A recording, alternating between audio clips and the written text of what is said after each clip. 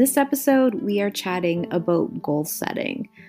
We want to take away the guilt and shame that comes along with setting goals.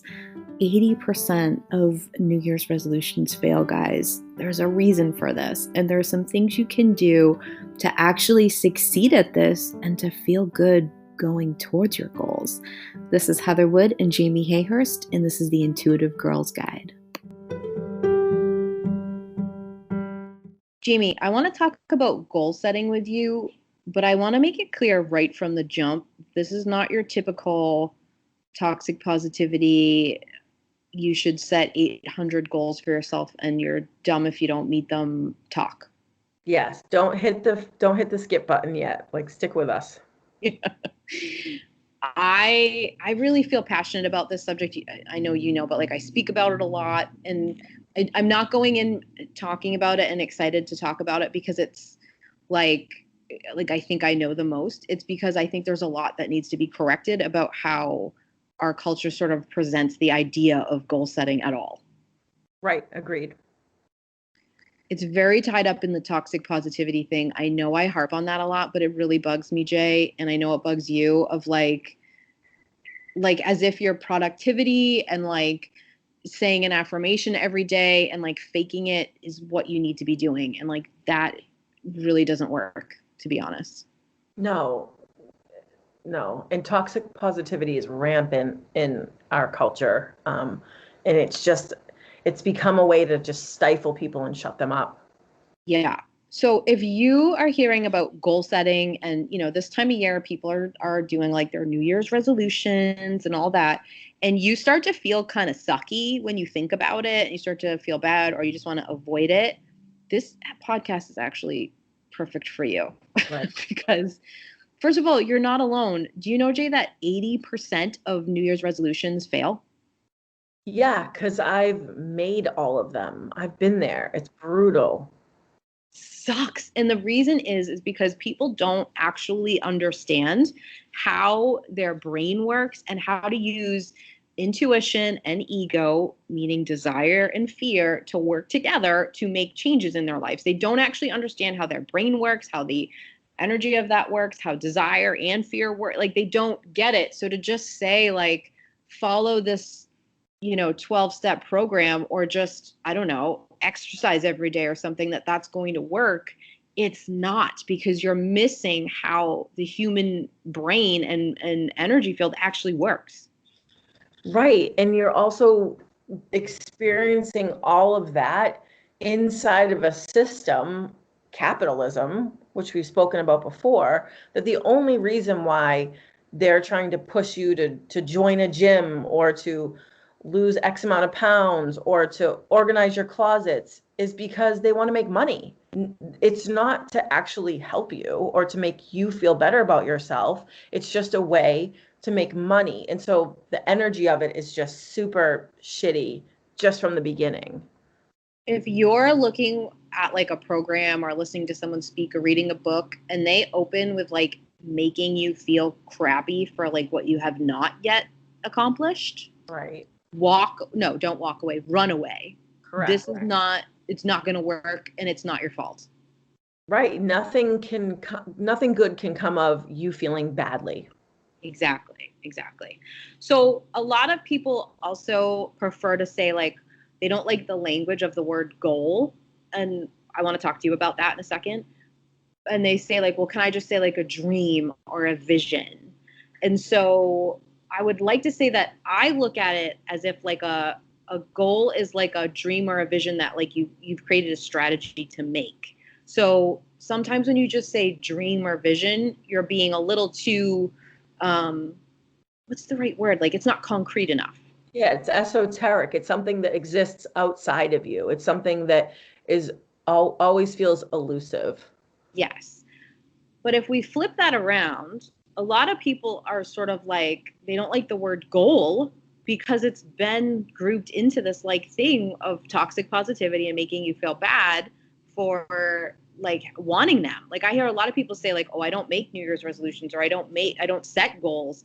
And that actually is worse, believe it or not, for like the way that you operate, because right. Now you're getting yourself out of alignment with your own intuition and desires by doing that. But I totally get why people do. I totally get it. Yeah, I would be more of the type to be like, I'll have a goal, but I'm purposefully not going to do it anywhere near January, or I'm definitely not talking about it. Like I'll let you know about my goals in March. Yeah, right. And that's actually not a bad idea as long as you're actually setting them. Sharing them with other people, you have to be careful. You want to be very selective with who you tell. And you don't want to feel, as soon as you bring in like feeling judged by somebody with your goal or feeling like someone else is measuring if you're meeting it or not, you're going to get pulled into ego, which we're going to talk about in a minute. But so you want to be careful with that. That's very smart to do, actually. I also think one of the problems with the word goal is that it's just sort of the like millionth layer on top of this patriarchal society that we live in, where it's like everything is this masculine energy of like go, go, go, this rat race, 9 to 5, hit this quota, get this higher ranking, get a promotion. And so on top of all of that, a goal just feels like another layer of that. Exactly. And you think of goals and for me, I kind of associate them with like overworking almost. Right. Like you start to be like, oh, it's going to be so much work that's really unpleasant. And again, that's just another sign of the times. Like you said, that like sort of patriarchal culture of like value is in your productivity and what you create, not in how you feel while you're doing it. And that is why people don't like the word. So I would say we should create a new word, but I'm not sure that's going to work. So I'm just going to say, let's kind of take the word back. Right. Agreed. It's just a dream or a vision that you have for yourself that you have created a strategy to get. That's all it is. That's it. Like, and if you can bring it to that, I think it's helpful. Yeah. I think you just need to sort of rewrite it for yourself, give your own meaning to it. A big problem with goal setting, and I promise to give actual tips for doing it, but I want to talk about the problems first, is that people don't actually understand motivation. Right. Right. If you want more on this, I'm just gonna give you a little bit. But Mel Robbins, and I'll put her in the show notes. She's amazing, and she does a lot of work on this. And she talks about this, and so do other people. But like Mel really, I like how she has like a no bullshit sort of approach to talking about stuff. She talks about how motivation doesn't work. Right. And it's not that actually that motivation doesn't work. It's what we think motivation is going to be like. Right. So I hear people say all the time, like, I don't feel motivated to do that right now. And what they mean is, I don't feel like I want to do that, or I don't feel ready to do that, or I don't feel courageous to do that right now, because the thing that I want to do involves some sort of change. And so I'm going to wait until I magically feel those ways, and then I'll do it. Yes. You're going to be waiting a long ass time. Yeah, forever. Forever. And the reason is because your ego is designed to protect you, right? Your ego is fear. It's designed to keep you safe. And it knows, it's human nature to know that any kind of change or something different is a threat to you in a way. Right. So if you wait to feel like it, you're never going to feel like it. Now, I don't want you to hear that and start to beat yourself up. The opposite. I want you to hear that and go, oh, there's nothing wrong with me that I don't feel like doing that. Right. I've just been taught incorrectly that state is going to magically appear on its own, and it's not. Exactly. Mm-hmm. I am never going to feel like cleaning my house. Exactly. I do it because I like how it feels when it's done. Exactly. So you have to find a way to do that. And what that really is learning how to create state. Yes. Another possible topic for us to discuss at some point. But basically going like, how do I change how I feel right now and align with getting myself to feel a way to accomplish something so I don't feel terrible about it the whole time. I think that a lot of people don't exercise, Jay, because even just the thought of exercising puts them into a bad emotional place. And so they don't even go and do that. Now, I'm not like saying everyone should exercise. I mean, I guess probably healthy. Right.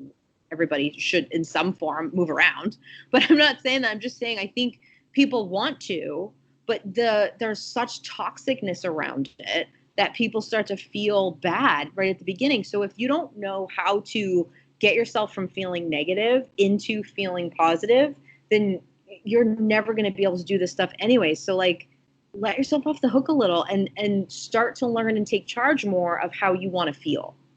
I'm the same exact way with, that's how I am with exercising. It's like I can't even get out of my own way about it. I can't even get my first foot forward because of what you said. Yeah, and I think a lot of people do. So before you start setting goals in that area, if you have like a dream or a vision of doing that, you want to work on why you feel that way and see if you can find a way to feel differently. If you can't, then get some help feeling that way. Like there's no shame in that. But if you skip that, you're going to make it a week and a half, 2 weeks, maybe a month.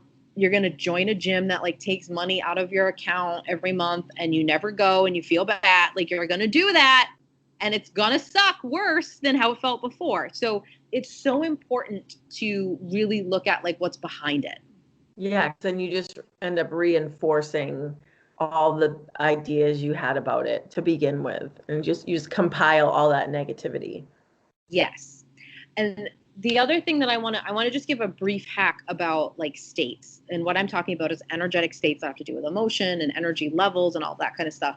But one thing that I just like to explain to people is that you actually can create state, like if you want to feel energized, okay? Mm-hmm. So, but you're feeling tired and like you didn't sleep well last night and you haven't, had your snack in the last 2 hours, which would be me. So I would start to feel tired. You can actually stand up and move around and walk around like you are energized and say out loud, I'm so energized. And you will trick your entire being into thinking it's energized. Like it's not difficult to learn how to do this. It just takes a little practice. Well, why are humans so negative? Like I could like you would believe me if I said that, oh, sitting on the couch and being like, I'm so tired, I can't move. Oh, and then that just, it begets itself, right? But people have a hard time believing that if you did it the opposite way towards positivity, towards being energized, that's people would be skeptical about, but it's the same thing. Yeah, that's just conditioning. Again, I feel like we're kind of broken record-y about this, but like if you want to control people, you make them think that they're not in control of themselves. Right. So I don't want this to sound preachy because I don't mean it preachy that you can just go change your state, because I'm a big fan of like feeling how you feel and owning it and like being where you are in the world. But there are times when you want to change it and you want to take more control over it. This is when you would use that. You're taught that like the way that you have energy during the day, for example, is if you get a good night's sleep and you drink water and you eat right. But that's actually not at all true. Those things can help that. Right. But they're secondary to the way that you're holding your body, the way that you're thinking, the way that you're breathing, all of how much movement you have right now. Like all of that is secondary to that. So I've had a night where I slept fantastically and I ate wonderfully and I was still tired. And I've had days where I haven't slept a wink for a week. And whatever I was doing something I enjoyed, I had plenty of energy for it. Like, exactly. We're just not taught that. Yes, agreed. We are not. So, and the other example I can give you is if I just say to you right now, you have a lemon in your mouth and you pictured it, your mouth is watering. Right. Your brain believed me. It doesn't know the difference between it really being in your mouth and it not being in your mouth. So it will send the signals that there's a lemon in your mouth. And if you are feeling like, I do not want to get up off this couch and go for a walk right now, of course you're not. But if you stand up and you just stand in a position like a walk is the thing you want to do, suddenly you do want to go for a walk. Right. And that's why mindset is so important. That's like the difference between a fixed mindset and a growth mindset. Because if you decide that nothing can change, then you're stuck where you are. Exactly. So one question that I get asked a lot is what makes people actually change? Like what makes somebody do something different or like actually accomplish a goal or like get out there and do something? And the answer is really simple. It's just that their desire passed their fear. Most of the time, especially with a change, your fear is greater than your desire. So you want it, but you don't go do it. Right. Once your desire becomes greater than your fear, it surpasses it. Your fear doesn't go away. Once that happens, you will do it. So shifting your state, finding ways to deal with your mindset, like you were saying, and the fears and stuff behind it are all going to help that be an easier process. I think that's hard to hear sometimes. You know, it's almost like you don't like it's like it's almost as if you're saying you don't want it badly enough. You know what I mean? And you could be like, I really want that. How dare you say I don't want that? Like, of course, that's my number one goal. But the fear is louder. The fear is bigger. Yeah. And that is not because you don't want it bad enough or you are lazy or you're just like this fear-based person. It's because of the way you are designed. You are not designed to naturally just shift into making big changes. That's not how you are wired. So you have to learn that. And you're conditioned incorrectly. You're conditioned to think, just think about how we learn in school, or at least for me, and I know this was your experience too. You sit still, you hear, you listen. It's this one way where like that's not the best way for your body to learn. You should be moving. You should be getting like small spurt. Like there's no teaching of like how you best take in information and make change. Like you're conditioned the wrong way on purpose, basically. Exactly. Again, another tough pill to swallow. It is. And listen, it's a simple concept that your desire passes your fear and you can change, and your fear passes your desire and you're stuck. It's a very simple concept, but it's complicated to change. So I'm not saying like, oh, you just need to want it more. I'm saying like dig in and see what's really behind the fear so you have some understanding so that you can shift that. And the fear isn't some like giant, terrible wall you have to climb over. Exactly. All right. So another question I get asked a lot, Jay, is how many goals should you have at a time? What's the answer? Well, what would you guess is my answer? I mean, you probably have heard me answer this before, but what do you think is the answer to this? I don't know. 5? I'm just guessing. I have no idea. 1, 5, 10. Oh, you're going to be so disappointed in my answer. There's no magic number. You can have as many or as little as you want. Good. So you can have as many or as little as you want. It does not matter. Now, can you have too many? Yeah, for sure. You can definitely have too many. But you can't have too little, and the number really depends. You said 5. I think that's a great number. Here's what I tell people to do. Sit and brainstorm and come up with as many things as you can think of that you have for goals, or that like big things, little things, things that feel realistic, things that feel way out of your reach. Just write them all down like a brain dump. Just write it on a piece of paper. Then take those things and categorize them. So the way that I categorize them is personal, like a personal goal, a work goal, a family goal, and just relationships in general. Your relationship with other people. Okay. Put all that stuff you wrote into those categories. Like I like to do it with like those like bubbly looking charts. Yeah. Makes me happy because I'm a clairvoyant, so visually I need to see things. Yeah. So do that, and a couple of things you're going to notice. A lot of these can be grouped together. So I'm going to say the exercise one again, only because like when I speak and when I talk to people, that's always on everybody's list. Everyone thinks they should exercise more or better or harder or I don't know what. But so I'm just going to use it. I'm not preaching that though. No, I think that's a very common goal. Okay. So let's say that you have exercise 3 times a week for 20 minutes on there. You also have drink 64 ounces of water a day, meditate for 20 minutes twice a week. Like you have a bunch of things like that. You can write down a goal that says follow this care plan. And then your care plan can have it. So it doesn't feel like you have 35 care plan goals. You have one care plan. Does that make sense? Yeah, I like that a lot. when you group them together, they feel more achievable. And also, what it does is if you did all of those things except drink your water, you can't check it off your list. So it's going to make you want to do the other ones by association. Ah, and it makes it feel like it's more systemic, like you're making a bigger change. You're not just trying to like quote unquote fix something. It's like you're actually causing a change. Yes. And that's exactly my next point. Make it be something that is for you, not because you suck. Right. That's the biggest problem is people are trying to fix something that sucks about them, but that's starting in the wrong place. Well, that's the perfect segue, Jay, for me to say the two reasons why people's goals fail and where people get stuck, because that's one of them, friends. The first thing is that they're not paying attention to the emotional aspect of it. Okay. So any goal, dream, desire is from your intuition.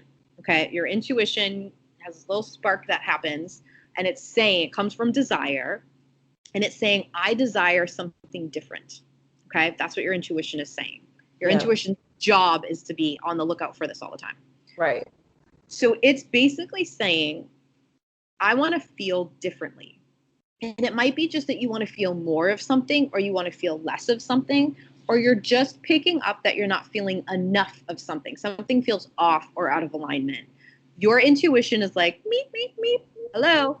And then you create a goal based on that. Your goal, if you're saying like, if your goal is to exercise 3 times a week, that's actually not where your goal started. It comes from a desire to feel differently.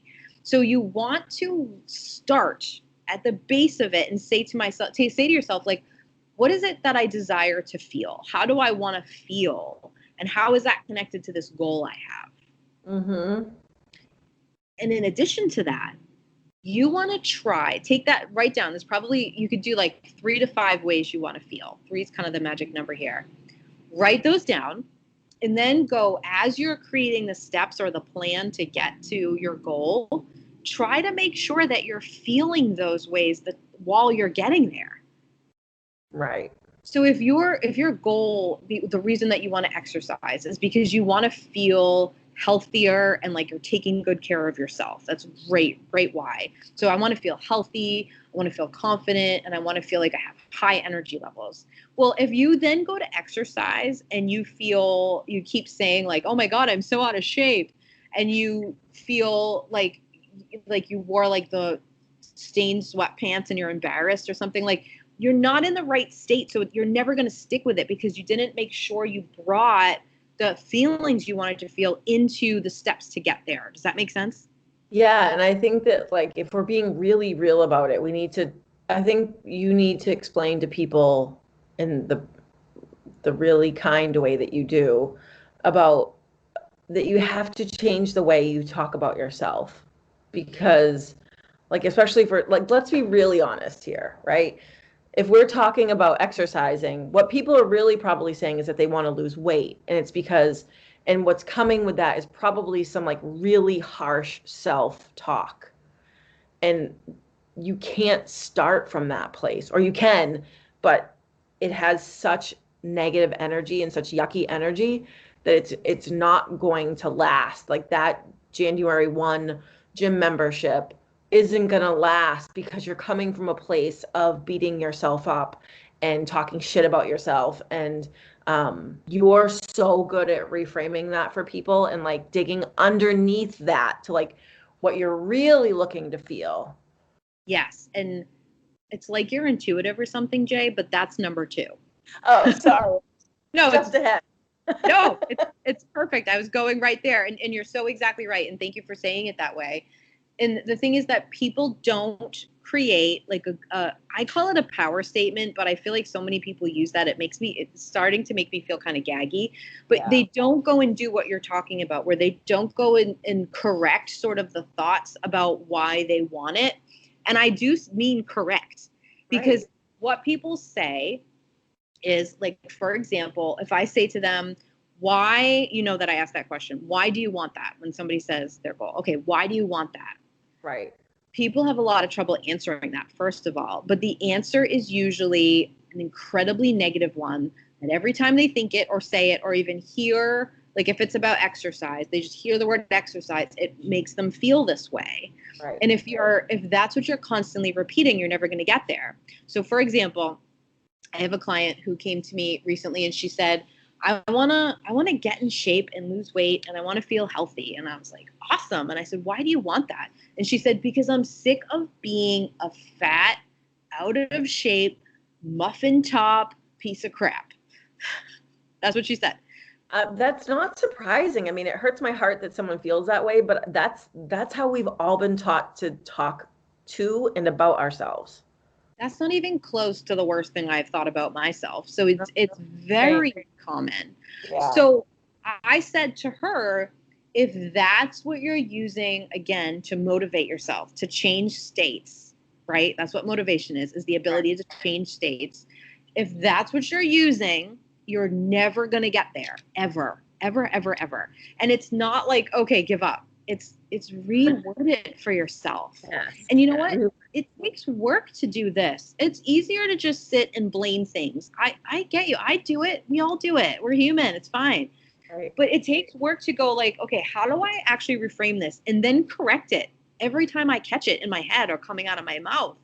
And it also takes you doing it for your friends. Like, don't let your friends say something like that. Don't laugh at that. Stop her, grab her and say, do not talk about yourself like that. And don't talk about yourself like that in front of your children, and don't let your children talk like that about themselves. And you know what? If you do, catch it and correct it. Have it be a discussion, because you're not going to be perfect. But right. Yes, we need to do this because it's not that difficult to reframe. It is, however, difficult to constantly catch yourself, but it is how you will change. You will completely rewrite it. It will completely change. In fact, if your issue, let's say somebody's like wants to lose weight and they're having trouble, sometimes, Jay, just by changing the statement, they start to notice a difference. I believe that 110%. So you could reframe it. This is what this girl changed it to. She said, I want to look on the outside as vibrant and strong as I feel on the inside. Holy shit, that's incredible. Are you going to stop that girl? No. Oh my God. Just when she said it, you could see her light up. You could see she changed her posture. Everything changed. And she started actually making changes, because when she thought about exercising or taking care of herself, or, you know, I'm not a big fan of dieting, but like maybe she was keeping an eye on how her body was reacting to certain things she was eating. Yeah. When she started to do that, she thought about that, and she wanted to do it. Well, think about the energetic change between like keeping that record playing in your head compared to how you feel when you keep that old broken record of like, I'm not good enough, I'm not X enough, I'm too much this, I'm too much that. It's such a sunken place, right? And if you can change it to be like, I want to be as vibrant outside as I am inside, the energy of that is so powerful. Yes, and it's for you, and it's saying something positive about you, yeah. And it affirming that it's in you. Yes, and it automatically alters your state to going to where you want to be, and you're already going to feel better. So you're already going to get a benefit in getting closer to your goal, because you're already going to start to feel the way you want to feel. It's just that result now. And actually, for most people, the result becomes very secondary, because now they're already meeting that intuitive need to feel different, right? Yes. Yeah. It's not all about like hitting like making a certain amount of money or like weighing a certain weight or whatever. It's who gives a shit? If you feel good, that's what it's about, baby. Right. That's a real like attainable goal, is like changing a feeling. Yeah. And also saying something like, I want to be healthier, because then you can be healthy for your body, not because somebody or some stupid BMI index, don't get me started, says that you should weigh this or something. Like that's outside of you. That's an ego. It's never going to work. It's got to be inside of you and how you feel. Well, and you also might not be able to change like your boss giving you a promotion, But if you set it around like how you want to feel and how abundant you are and the lifestyle that you want to live, then maybe that means you get another job entirely. Or, you know what I mean? But if you box it into like you box in the goal or the end result, you could be missing a million other opportunities. That's such a great point, because you start to kind of like dictate how you'll get what you want when you Right. say, like, I want my boss to give me a raise. But if you go, how do I want to feel at work? And the answers are like appreciated, respected, confident. And then you go, okay, I'm gonna do whatever I can to walk into work like that. You're going to get good things and good results. Exactly. Aside from just feeling better, you know what I mean? And now you're not locked into only getting it in this one way. Exactly. We'll be right back after this short break. You guys know that Jamie and I love Oracle card decks. We've got a new one that we want to tell you about. It's by a company called Poppy and the Ladybug, and I'm obsessed with this deck, Jay. Me too, and for so many reasons. Not only is it about goddesses and the corresponding essential oils, but it's a hand-drawn deck made by a mother-daughter team. I mean, what's more badass than that? These cards are beautiful and unique, and you need to check them out. And we even have an affiliate code for you to use to get 10% off. So use affiliate code Intuitive Girls and get 10% off. Check out this deck. It's so awesome. Yeah, so check out poppyandtheladybug.com, use our code, and check these things out. They're awesome. Let us know what you think. Bye. Planning is important. You know that I love a good strategy. Strategy and me are good friends. Yes, but you two are very good friends. We are. We get along well. It's how I keep I live my life with my head in the clouds balanced, is Right. by then having strategy. What I will say though is that a lot of people use strategies and plans in a very toxic way, and that's not what I'm about. Exactly. There's a fine line there. I teach people this fact, and I have never taught it where the majority of people in the room didn't hate it. Nice. That's my sales pitch for what I'm about to say. Great. You on your to-do list for your day, and I don't mean like your get dressed, brush your teeth, clean up the kitchen to-do list. I mean, like, what am I accomplishing today outside of my normal stuff? Right. Okay. So here's the tip. You should only have 3 things on your to-do list every day. Oh, okay. I like that. Okay. A lot of people hate it. And the type A people like me, the first time they hear it, I remember the first time someone told me, I was like, I'm sorry, but I have 3 things before 8 a.m. Like, that was my snobby reaction. So if you had that, I just want you to know I am so with you. Or if you were like Jamie and were like, that sounds great, good, you'll like this. But if you're like me and like you use accomplishing stuff to feel self-worth sometimes, you just hear me out. You should, if you have more than like 3 things to accomplish during your day, outside again of like the normal routine stuff, you're setting yourself up to not feel the desired ways you want to feel, because your brain cannot operate that way. Right. Your brain cannot concentrate on accomplishing 20 things and keep you in a good, energetic, and emotional state. It is not actually possible. Right. And then you go into this place of having to like stranglehold everything in your life. Yeah, you're just creating stress. You're just always feeling like you're not accomplishing all the things that you want to accomplish. And you're probably not accomplishing the things you want super well.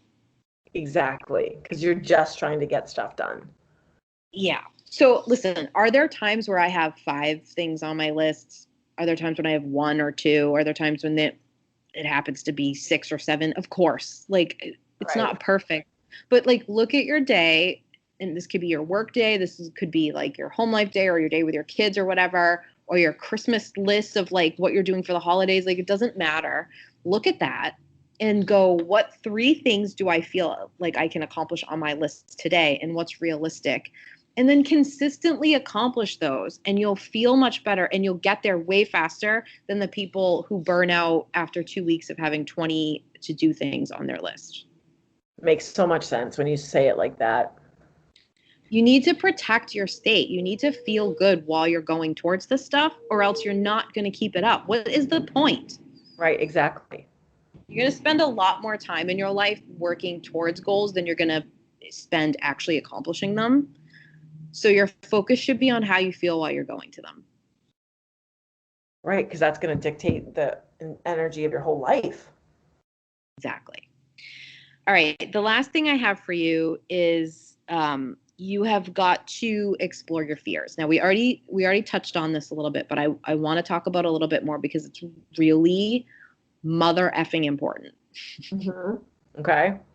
Fear is not a bad guy. Fear is designed to help you. Your ego is fear, your intuition is desire, right? So your ego's job is to keep you safe. It is always trying to keep you safe. So if you're experiencing a lot of fear, or you have fear around like accomplishing a goal, which if you don't already have it, then you have a lot of fear around it. That's the reason, right? Right. You have to dig into that, and you have to go, what is this fear really like? What's the root of this fear? Same as when we talked in the episode about like conventional medicine and holistic medicine, like you want to go to the root of the problem. Right. You have to take the same approach with your fear, because whatever you think you're afraid of is not actually what you're afraid of.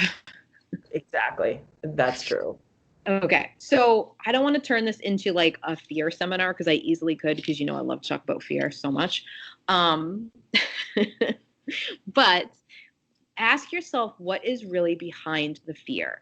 Most of the things you say are your fears. Like, for example, people will say, I have a fear of failure. You're not actually afraid of failing. You're afraid of what you think the result of failing is. Like what? So I'm gonna refer to the 3 universal fears right now, and I'm gonna give them to you because this is gonna make your life easier, because you can trace back every single fear your ego comes up with one of these 3 things, and you can identify which one is your main one, and it's probably the thing jamming you up. Yep. Okay. So they are rejection, abandonment, and fraud. My old friends. Everybody fears all 3 of these. These are your ego's main fears. Your ego is actually not that afraid of death, by the way. It's designed to keep you alive, but it doesn't. You don't feel a lot of fear triggered around death. It's more the result of your death, actually. Yes. Okay. Yes.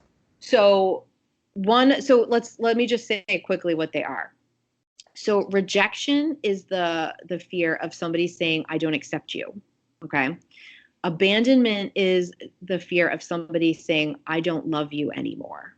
Okay. And fraud is the fear of somebody saying, you're not who you say you are. I don't believe that you are who you are. Yep. So what are you all doing in your cars right now?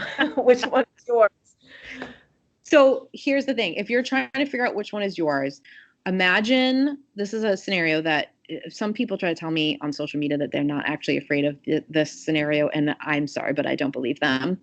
I want you to imagine that you're going to a party and everybody knows everybody, but they don't know you and you don't know any of them. Mm-hmm. If you are going to tell me that that's fine with you, I don't believe you. No, it isn't. That's terrible. Someone's going to have some sort of trepidation about walking into that. Yeah, you might be like, I could do that. That's fine. But your fear is going to start speaking to you if that's what's going to happen. Okay. Right. So are you afraid of when you get there, no one's going to want to talk to you and you're going to feel like rejected and alone over on the side? Well, that's rejection. Okay. Right. That's me. Hello. People who grow up feeling really different than everybody else, or like they don't fit in, tend to have rejection as their main fear. Yes. Okay. Abandonment would be the second one. So if you go to this party and you're like, I can manage my way into the party. I don't actually care if I'm sitting by myself, or like, but I have no problem. I can talk to people. But you think like, once I leave, I'm going to feel like they're my friend. I'm going to meet a friend, but then that friend's never going to actually follow up and talk to me, or they'll talk to me for a little while and then I'll end up realizing that we're not a good match and they'll never speak to me again. That's abandonment. That's me. That's you. That comes from experiencing literal abandonment as a child, feeling abandoned by a parent, or it could be like an older sibling, whoever you viewed as a caretaker, like losing them. Right. Okay. And then fraud is if you go to the party and you're like talking during the party and you're wondering if everyone's like, who does this girl think she is?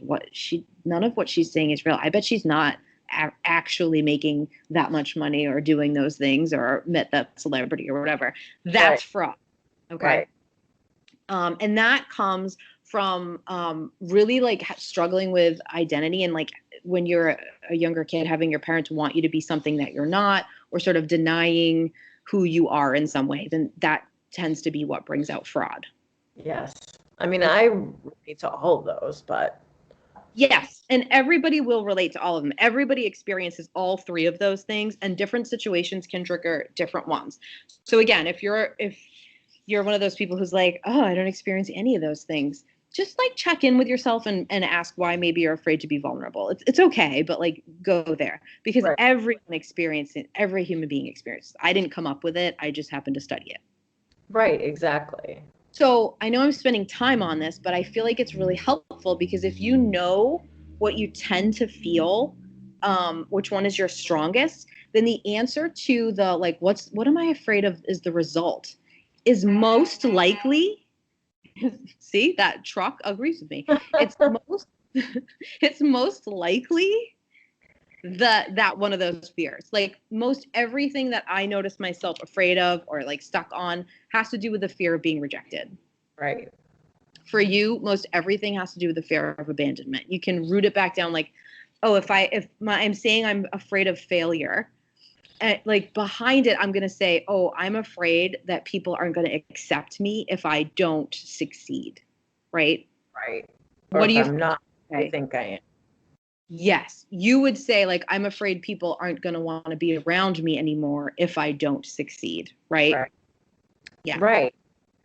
And I think it's hard if this is the first time you're thinking about things like this. Sometimes it's hard to even just like you said, wrap your head around it, choose which one might be yours.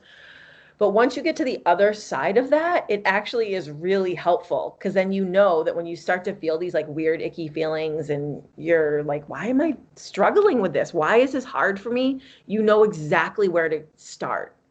Yes. It's like you're exactly right. It might feel a bit overwhelming, but it ends up becoming this shortcut to everything for you once you see it. And then you start identifying it in other people. Like you walk around like I do, which you're like, oh, sounds like that person struggles with fraud. Like you can hear it in the first 30 seconds of people talking, which thing that their main fear is. You really can. Yeah, and I do that with myself. Like what like why am I feeling abandoned here? Like what is that trying to protect me from? What am I avoiding? Exactly. And that leads me to my next part of this. The next question you want to ask yourself, besides like, what's the root of this fear? What is it really? Because knowing that is really important. The next thing is, what is my ego protecting me from? Mm-hmm.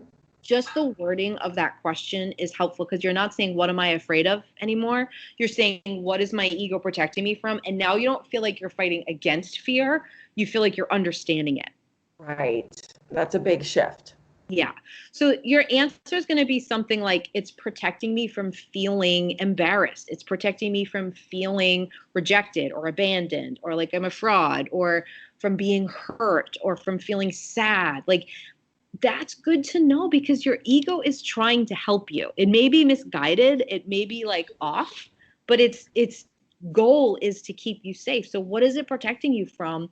If you can look at it from that perspective, then you can go and look at your goal and the steps towards your goal and go, how do I build that in where I protect myself from that as I go towards this goal? That's Right. a great question. No shame in that game. No, and then it's not your enemy. Then you know like why it's happening and how to keep rewording it or redirecting it as you hit speed bumps. Exactly. And then lastly for that, I say this was one that people don't like. Well, it's another one that people don't like. And the reason why people don't like this stuff is, again, because you are not taught how to do it. So it sounds scary, because you're taught that you should like move away from fear, where sometimes you should, yes, but you really should be paying attention to it is what you should be doing. Does that make sense? Yes. So you want to, whatever the fear is, when you get the answer of like, what's my ego protecting me from? What am I afraid of? So let's say you're like, I'm afraid of failure. And you're like, okay, I'm afraid if I go start this business that I want to do and leave this job, I'm afraid that I'll fail. And yeah, there's things that I don't like around it, like maybe I'll run out of money or I have to get a new job. But the real thing that I'm afraid of is like people rejecting me because of it, and like everyone leaving or whatever because I did that.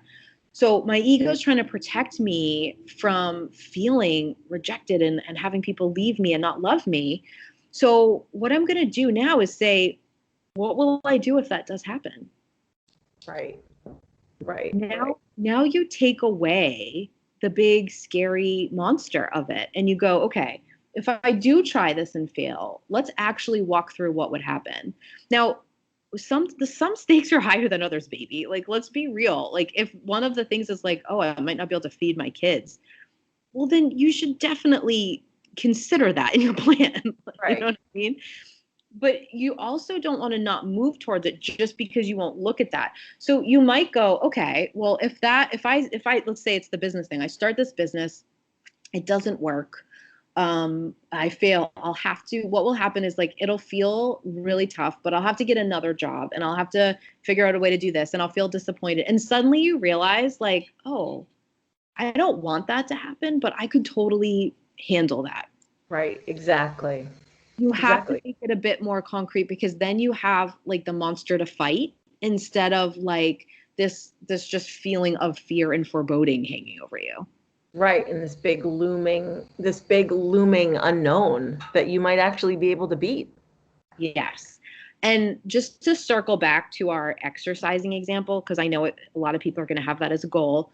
If you do this work and you realize like, oh, I'm afraid that I'm going to put in effort and I'm going to not feel any better, or I'm going to tell people I do it and then I'm not going to do it and I'm going to like actually feel worse.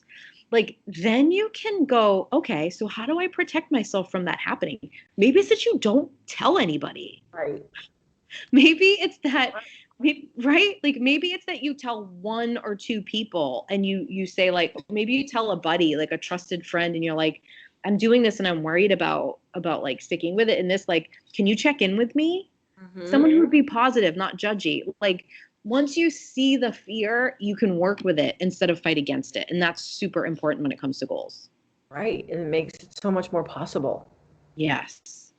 Okay. So I wanted to ask you sort of at the end here, when you think about goal setting and like setting a goal and accomplishing it, what's the biggest hurdle for you to jump over? I'll tell you mine afterwards, or I can tell you first if you need to. Yeah, you tell me yours first. Okay. So my first thing when I have like I get a lot of intuitive hits, but when I get one that's like, ooh, I want something different. The first process that happens is this weird voice that tells me I should just be good with where I am, and that there's something silly or ridiculous or selfish about wanting better. Gotcha. I'm asking this, and I'll ask you yours in a second. I'm asking you this because you've got to know your pattern. Because if you do that, it's going to help you. So I know I'm going to do that to myself.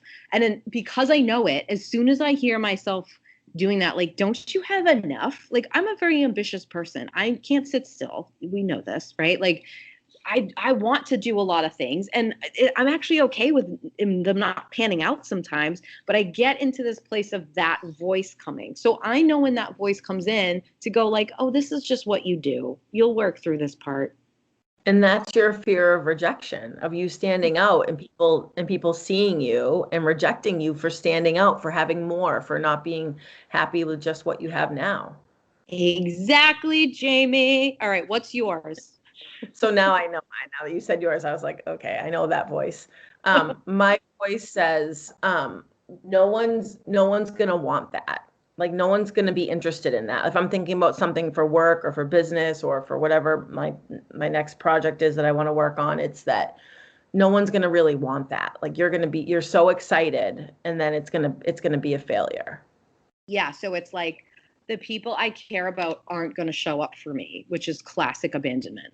But it's I outed myself with abandonment earlier. I mean, that's classic abandonment. Like, I'm going to do something and no one, that voice in my head is literally means no one, that like no one will show up. Exactly, exactly. And so when you know that about yourself, you can sort of, first of all, you got to give yourself a little space through that, because you're never going to get to the point where like you don't hear that voice. I know that sounds like bad news bears, but like you are forever going to hear that. Right. Because it's trying to protect you. That voice is trying to keep you safe. Yeah, there's been times in your life where you did experience that feeling and it caused you a lot of pain. So your ego is like on guard to protect that, to protect you from that. And so that's okay. So when you do that, give yourself a little space. Like, I'm serious. Just identify it. Be like, oh, here's this song and dance I do again, and just recognize it and like give yourself a little space with it. Identify that you're doing it, but you don't have to like instantly correct that. If you're saying like really negative thoughts about yourself, like we were saying before, you definitely want to catch that. But if you're doing this like little fear dance, know your script, and you'll almost get to the point where you eye roll when it starts, because you're like, oh, here's this again. Absolutely. That definitely happens. Yeah, and then you can start to go, okay, like this is just my fear. Okay, if I do happen and no one buys it, or people look at me and go like, who does she think she is going for this? Shouldn't she just be happy with what she has? Then I really don't care that much. Like, that's sucky, but I'll survive that. You're instantly going to feel different. Exactly. Yeah. So I think that there are lots of great systems for like writing down your goals. I love bullet journaling. I have a course on it and stuff if people are interested, just because it kind of includes like mindfulness and productivity at the same time, which I think is important. But bottom line is just like have some kind of system. Like pick how many times a week, pick the days of the week, schedule it in. You know what I mean? Like do those things so that there is a plan and you're doing the work of like the emotional parts and how you want to feel. Yeah, I mean, I think that the bullet journaling is helpful and everyone should get that from you. But I also think that if people are working through this, then they need to get in touch with you when they get to the point where they can't figure out, their ego's blocking them. Like that's what happened with me, is that like you get to like a block in something like that, and then you sometimes you have a hard time seeing through it or around it. So you didn't tell me to say this, Heather, but I think everyone needs to book a session with you to help walk yourself through that, because that's information. Once you know those fears and you can start to rewrite them, that you will use literally for the rest of your life. It's true. And if it's not me, just somebody, because like we said in the last episode, your own stuff is really difficult. Like I get help with mine, and I'm not ashamed to say that I'm an expert in this. Like, you know what I mean? Like I get help with it, because once it's your own stuff and you've gotten stuck, you need an outside person or a viewpoint to help you like walk you through the fear part, because otherwise you're going to get stuck and you're going to say like, well, why can't I fix this? Like get help and support. There's absolutely nothing wrong with that. Right. Absolutely. Book a session. Book a session. Thanks, Jay. Thanks for the plug. All right. That's all I have on goal setting. Do you want to add anything else? No, I mean, I think you are the absolute expert on this. And I think you hit all of the main points there. I think it's a great place for people to start, whether that's in January or March or July, but whenever. I mean, don't feel like you have to fall into that old January 1 thing, but whenever you decide, now I think you're more educated. Absolutely. And if I can bring it back to like our pagan ancestors for a moment, I will tell you that they were looking at goal setting in the cyclical way that our year moves. So around Yule and around, which was like the beginning of the year for them, around the different seasons, like that's when they were putting the focus on that stuff. You don't have to limit it to that, but it doesn't have to be so that like you can have a goal as good as like that other person who posted on Facebook. It doesn't have to be to compete with people. Your goals should be for you. They should serve you, feeling how you want to feel, not make you feel like, oh my God, now there's more stuff on my already full to-do list. You know what I mean? Your goals aren't made to beat you down. Yeah, they're not like, let's look at all the places you're falling short Right. and write them down and make you feel bad about them to fix them. That's not going to work. That sucks. We've all done that. Let's Right. not do that anymore. Let's go like, you know what? I freaking deserve $1 million. So I'm going to freaking have that as a goal and I'm going to get it and I'm going to enjoy getting it. And if anyone thinks that's stupid, they can go stand in line. Like, you know what I mean? Like, do it for yourself. Yes, all of that. All of that. Yeah. I love it. Okay. And there's no goal that's silly. Have big goals and have little goals and have ones like one of my goals. This has been my goal for a while. I tell people all the time, just in case somebody knows him. One of my goals is to star in a Bon Jovi music video. Yes, I've heard that one. I know that's not, I don't need that. I'll be okay if it doesn't happen. Listen, I had this goal since I was like, I don't know, 10. And I used to say I want to be in a Bon Jovi music video. So I was in a Bon Jovi music video. I did make that happen, except that I was like way in the back. Yeah, just not to your liking. You want a better role. So now I'm like, let's shift this language a bit. I want to star in it. Now listen, he's getting older. I don't know how many more. I'm going to put it out there. If that doesn't happen, I'm okay with it. But that's a goal. You're allowed to have goals like that, and there's nothing silly about it. You go with your goal like that. Also, if your goal is to drink more water, I know that sounds boring, but good job for you. Drink more. Like, all of them are good. Yes, whatever you need, make it a goal. So, John Bon Jovi, if you're listening, please utilize the feedback form on our website. Check the show notes, John. Get in touch with us. Jamie and I are available. He's so handsome. So yeah, I mean, I'll be in this video. I don't hear you sharing a silly goal, Jay. Well, I'm just there as your support. I don't need to star. Well, what's your crazy goal? You must have a crazy, silly one. I don't have any celebrity related goals. I don't know. I'll have to create one. I'm going to create a celebrity version of a goal. Okay, that's going to be your homework, and we'll have you post it after this episode. We'll have you post it on the Instagram page so everyone can be like, what did she come up with? Right. Honestly, I think it's good for people to have goals like that. I really, really do. I think it's great. Some of those silly ones I've had have come true. I had a goal to high five Tony Robbins. I did that, Jay. I know you did. You did it. So, I mean, I have another one related to him. I have a lot of celebrity goals. But here's the thing, like, have the realistic ones that maybe don't sound super exciting and all in between, and do them for yourself. And right. Because why not? Exactly. Why not? All right. So I'm gonna go now consistently check my inbox for John Bon Jovi to be getting in touch with me, and I'll talk to you later. Thank you, Heather. Thank you. Talk to you later. Bye. Bye.